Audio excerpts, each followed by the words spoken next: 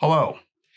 Thank you for taking the time to participate in Gulf Coast Kids House additional 10-minute training on child trafficking prevention education.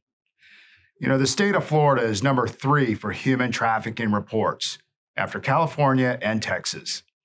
50% of human trafficking victims identified are under the age of 18. Today, we're going to focus on child exploitation and child sex trafficking. Child sex trafficking, or the commercial sexual exploitation of children, is any sexual activity involving a child where there is a promise of something of value or an exchange of something of value. For example, food, a place to sleep, cell phone, access to higher grades, protection from threat, or money.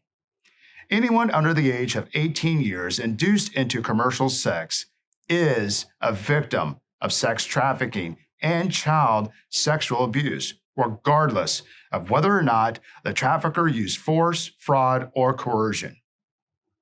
There are 2 types of human trafficking, neither of which necessarily involves the smuggling of an individual, a frequent misconception. The recruitment, harboring, transportation, provision, or obtaining of a person for the purpose of a commercial sex act in which the commercial sex act is induced by force, fraud, or coercion, or in which the person being induced to perform such an act has not attained 18 years of age.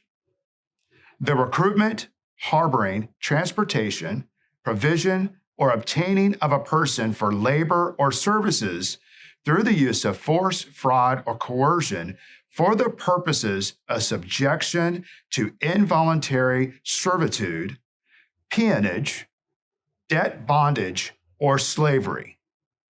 Now some facts. The average age of sex trafficking victims nationally and locally is 11 to 14. 80% of victims are women and girls. So how does trafficking work? Traffickers are master psychological manipulators. They spend a significant amount of time grooming their victims. Sometimes a trafficker can spend weeks or months, even years, building a false relationship and isolating their victims. These victims do not even realize they are being groomed or exploited. Often these relationships begin online before they're ever in an in-person encounter. So let's talk about some definitions. Tricked. Victims are tricked by predators who are willing to invest a lot of time and effort into their victim. They buy them gifts, send them money online, or through cell phone apps, provide a place to stay, promise a loving relationship, all before they reveal their true intention to harm. A child or teen may view these people as their caretaker or boyfriend. This behavior is called grooming or manipulating. They may also use drugs or alcohol. Once they establish loyalty and trust, they can often convince the child to send a sexual image of themselves. Once they have this image, they can begin to manipulate through sexual exploitation. Coercing a victim to send a picture online and then using those pictures to blackmail them to send more or meet offline and eventually have sex with them and others is called sextortion. What makes a child or teen vulnerable? Unstable or inconsistent family conditions, parental absence or neglect, substance abuse, physical, sexual, or emotional abuse, multiple foster homes, just to name a few. Locally, we see fostered youth at a greater risk, running away or truancy. History of domestic violence, neglect, or sexual abuse. So here are some parental tips. Since vulnerable kids may turn to the internet and post emotional, sad, or flirtatious posts or seek out attention from unsafe adults for guidance, adults need to be aware of how predators begin to have one-on-one conversations in private chat rooms or party rooms. We are seeing that sometimes trafficked children never even meet their trafficker. They may provide pictures online and receive payment through an app. So, what can safe adults do? Tell them to stay in safe places online. You wouldn't let your kids walk down a dark alleyway by themselves, so don't let them walk down the dark alleyways of the internet. Be concerned about who your child is communicating with online in their bedroom, just as you would want to know who they are hanging out with in person. If you spot expensive gifts like iPhones, handbags, hair extensions, ask them where they got them.